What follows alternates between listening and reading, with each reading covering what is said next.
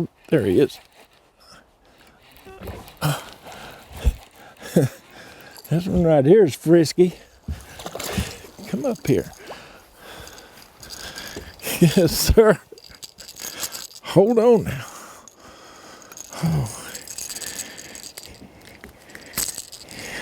Goodness gracious.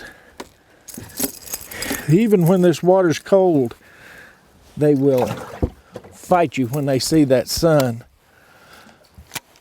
You know, this time of year, which is the cold water period of the year, I like to get in these big, steep, rocky areas of the lake, down a long, rocky bank, look for any kind of deadfall, old tree that's fallen down in there. These fish move up here in these kind of places, and they're feeding on crawfish. Get on a big, long, rocky point that tapers way out into the lake that's very slow sloping, and you position yourself to cast across that point. You'll get bit right there too.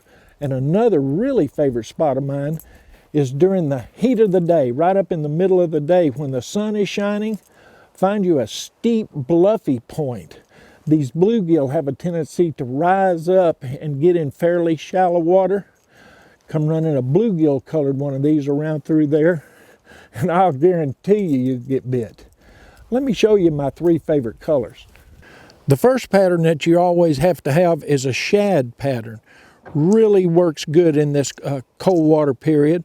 Second is a crawfish pattern because they're rooting around all these rocks and stuff, so there's a lot of crawfish, a lot of Kentucky bass that you can catch on this color.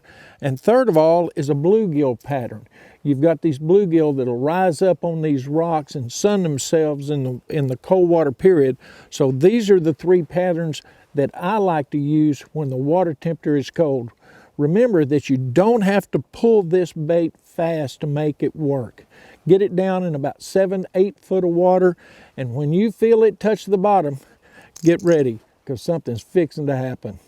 A wonderful bait to use in this cold water period because you don't have to crank it fast. Fish are cold-blooded. They can't chase near as hard when this water is down in the 40s. So, you know, you want to cast it up to the bank, hold your rod tip down toward the water. Don't point your rod tip up. The bait won't dive to its maximum.